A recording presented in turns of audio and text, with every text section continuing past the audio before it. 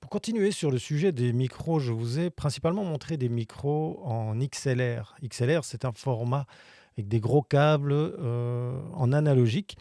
Le problème évidemment de l'analogique, c'est qu'il va falloir une carte son pour pouvoir les connecter à votre ordinateur. Alors peut-être que vous n'avez pas envie de dépenser de l'argent dans une carte son. Moi, la raison pour laquelle j'ai une carte son, c'est que c'est aussi une table de mixage. Ça me permet d'avoir plusieurs micros ou de gérer plusieurs entrées son simultanément.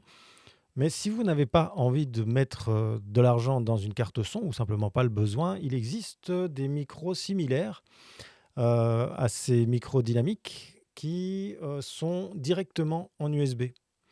Donc vous voyez, vous avez une prise USB ici, ce qui fait que la carte son en fait est à l'intérieur et vous branchez l'USB sur votre ordinateur. Et vous avez une petite table de mixage aussi sur votre ordinateur que vous pouvez gérer de cette manière-là. C'est un choix. Moi, j'ai choisi ce micro parce qu'il a une très bonne qualité et qui me permet de gérer dans mon environnement.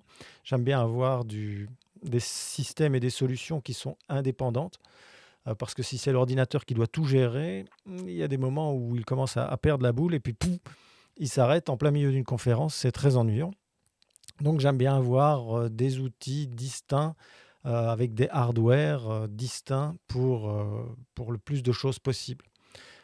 Voilà, ça c'est un choix tout à fait personnel. Si vous avez un setup léger, vous avez tout intérêt à utiliser des micros directement USB. C'est ce que moi j'ai utilisé longtemps sur mon ordinateur de travail. Quand j'avais des conférences, plutôt que d'utiliser ces micros tout près de la bouche qui j'utilisais plutôt des micros de ce type-ci qui sont d'excellente qualité et qui sont très faciles à installer sur un petit ordinateur portable. Voilà, à vous de choisir.